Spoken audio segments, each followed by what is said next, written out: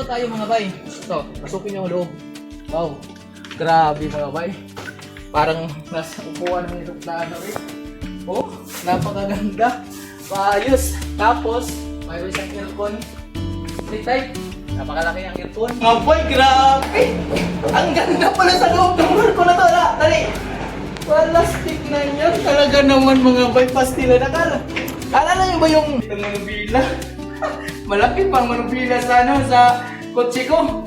Di ba? So yo, what's up mga bay? Ngayon, nandito tayo sa 1/4 dito sa Cebu, Mandawi. At ngayon, itutur ko kayo kung ano ba ang mayroon dito sa Imbi Under It. Tingnan natin tong Imbi Under It mga bay, kung ano ba yung hitsura sa loob nito. At itong barko na to, hindi lang ito pang tracker, para rin ito sa mga passenger. So tingnan natin, itutur ko kayo para malalaman nyo kung sakaling sasakay kayo sa barko na to, alam nyo na kung gaano kaganda ang loob ng barko to. Ito nga palang Imbi Under It mga bay, ay hindi pa ito bumubiyahe ngayon. Galing pa itong China. So hindi pa ito bumubiyahe ngayon. Kung saan man ito ilagay ni boss, maswerte tayo mga bay. Kasi alam nyo bakit? 100% komportable talaga itong barko na to. Tara, unahin natin dito sa loob yung may mga pangarga na mga truck gun, yung may mga pangargang truck gun na mga mataas. Tingnan natin dito.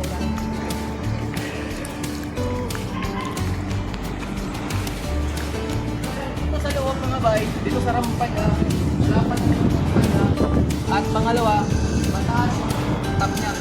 Kung may karga kang 15 feet, hindi ka sasabit dito kasi alam ko yung taas na yan, nasa mga 17 feet siguro yan. Bakit tayo?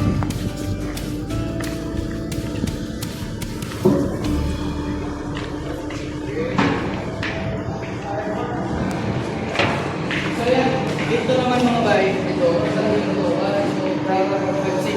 6 lanes siya, at mahaba rin itong barko na to. Kita nyo mga bay, ito pa rin ang taas. Kaya kung may karga tayong mataas na pangarga, huwag kayong mangamba. Tasya kayo dito, no?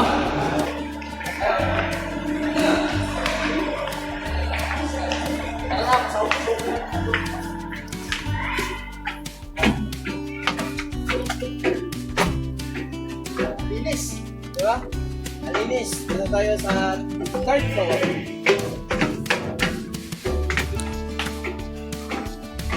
Ayun, mayroon tayong door guide. Dito ka kuya, huwag kang matapos. Ha? Ayos ka yan! Nagtatrabaho ka naman eh.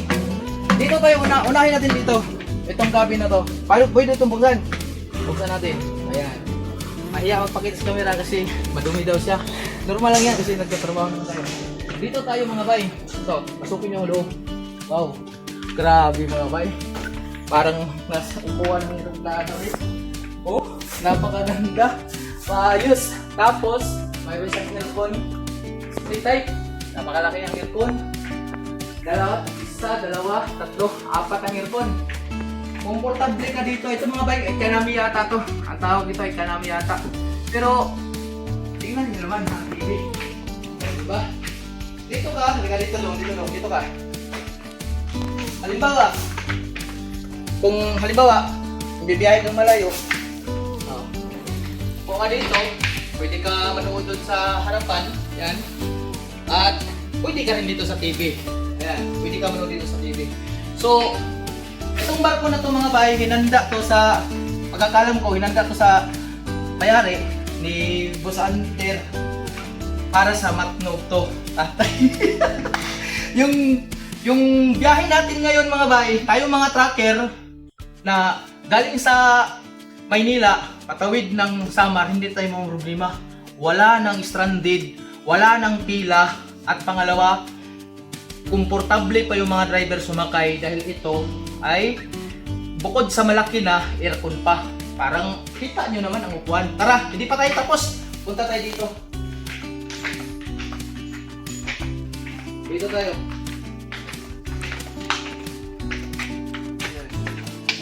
Dito tayo sir, ha? Tourist, ito.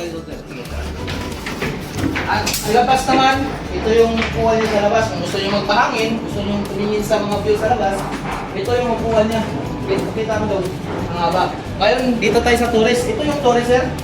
Tara, puntahan natin. na boys. Naku, mga boy, grabe! Ang ganda pala sa loob ng barko na to, ala, tali! Plastic na yan. Talaga naman mga boy, pastila na kala. Alala nyo ba yung mga bus sa Indian? Sa Indian na mga bus na double decker? Na, ayan mo, kita nyo naman mga boy. Diyos niyo, subukan natin, Boss Hunter. Boss, pahiga, one time lang. Subukan natin. Kung tingnan natin kung komportable ba talaga tayo. Sus, hayahay talaga. Sana all. Sana all, grabe. Ang ganda. So, pagkakaalam ko mga ba, ito pang VIP ito. Na ano, na dito sa kwarto na to. Dito lang. Ayan. Ganyan siya. Double deck. So, napaka-tibay talaga tong barko na to. Plastic na yan. Ang ganda nga dito sa loob talaga ng barko na to. Tara, punta pa sa unahan. Dito, tingnan natin. Push. Mayroon din. Ayan. Yan. Kung magpamilya kayo, o apat na kayo, dito lang kayo. Ayan. Dito lang ano. Ang kwarto to. Ayan, ang dami. Mahaba siya. Ayan. Marami pala ito. Ganun din dito. Ayan. So, aircon. Malamig yung aircon. Ayan. Ito yung pang VIP mga bay. So, wag na kayong mag-alangan dito na sumakay. Siguradong satisfied kayo pag dito kayo sumakay sa MV Under 8 mga bay, no? Tara, labas tayo. Punta natin sa labas kasi nakikita natin dito. Sir, dito sa labas, ano pa kayo? Ano ba dito? Economy, sir. Economy. Oh, dito na tayo sa economy. Kasi, ano pala dito? Tourist pala yan. Dito na tayo economy.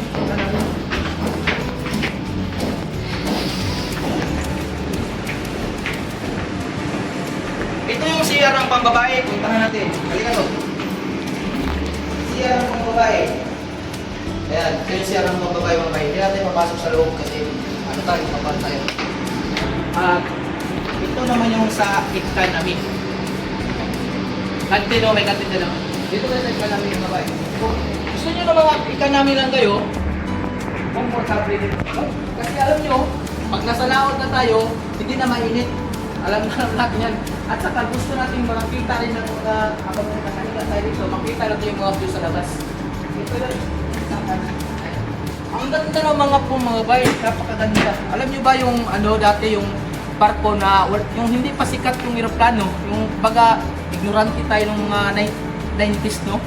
Barko talaga ang sinasakyan natin papuntang Maynila. So alam nyo yung Super Pire, ganito yun mga bay, ang sikat mga bay. Napakaganda, may electric pan din sa gilid. Punta tayo dito sa kantin. Ayan. Buksan natin. Kantin to. Tara. Pasok tayo dito. Ito yung sa kantin nila. Ang ganda rin. Kita mo ba yung sa kantin? May TV rin. Ayan. Kita mo yung TV doon. Ayan. May TV. Ayan. Pang-sosyalan talaga mga bay ang dating dito sa barko na to. Napakaganda. Tara, labas tayo. Dito sa unahan. Unahan tayo. Ano pang mayroon doon, boss? Wala na, buka na. Bopa na yun. Ano pang mayroon dito? Fabric. Chris tayo, tara. Saan dahan? Dito tayo. Dito tayo. Tara. Punta tayo dito sa taas. Pinakataas ba yung boss? Pinakataas? Tara, punta tayo. Ito yung sa lalaki na CR. Kita nyo naman. Napakadaming CR din. Diba? Dito tayo, sa taas.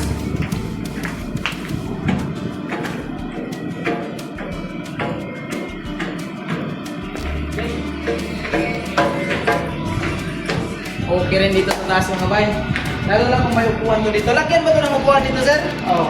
Oo. Lagyan dito ng upuan dito. Tara. Pasok. Dito tayo. Ayan. Dito. Pwede kang kumain dito. Pwede kayo dito. Kain, manood ng TV. Pero pang isa na yata ito dito.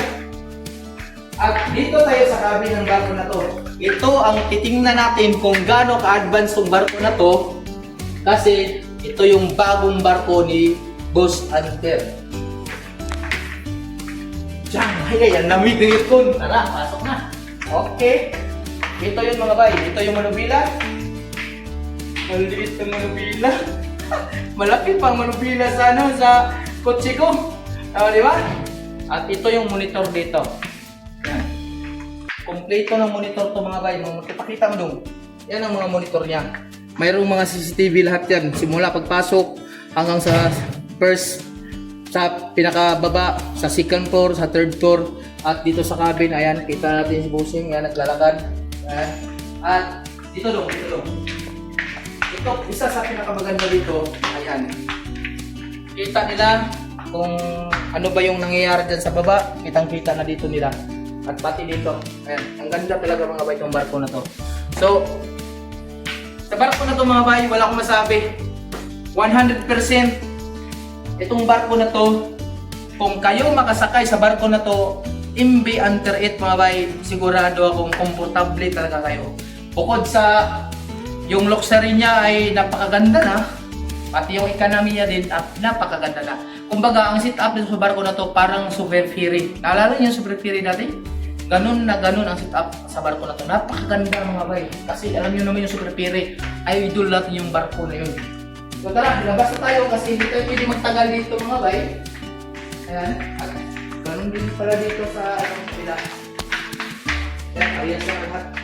At tara na, labas tayo. Labas tayo dito. Ayan. Boss, sir, saan ba to? Parang naman ba to sa mga pro dito? Oo. For pro lang pala itong room na to. O, ito sir, yung clinic natin sir. So, ito naman, clinic. Ito yung clinic. Kung halimbawa, wag naman sanang may mangyari, no? Na may pasahero tayong nahimatay. O, ano ba? Yung mga lasing. Buksan natin to. Uy, di mabuksan? Pagkalala kayo sir. Huwag na natin buksan. Basta ito yung clinic room.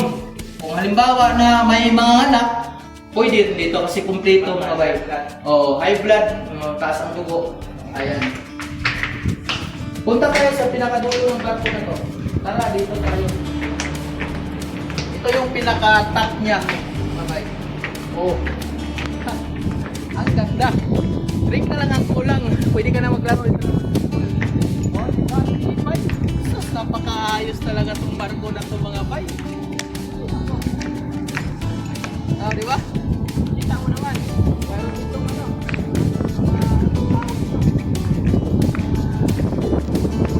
Wala po ang pangalan.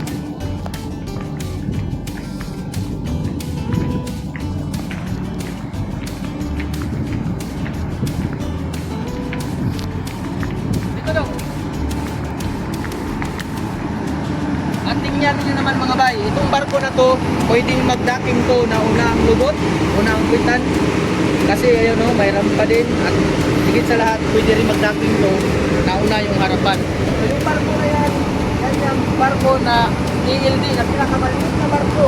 Nebo Santer. So, yatang buhol yan Cebu. Yun lang, tara. Kung kayo mga bay ay sasakay sa barko na to, ngayon pa lang, sa pamakita ng video na to, alam niyo na kung gaano kaganda ang loob sa barko na to.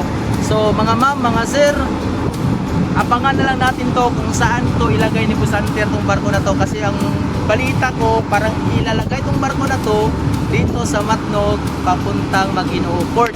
So kung mangyari yan, lahat ng mga pasayro na patawid ng Samar na galing ng Maynila o galing ng Matnog, siguradong magugustuhan nyo itong barko na to. So yun lang, huwag nyo kalimutan mag-subscribe o follow sa Facebook page natin mga bay. Maraming salamat.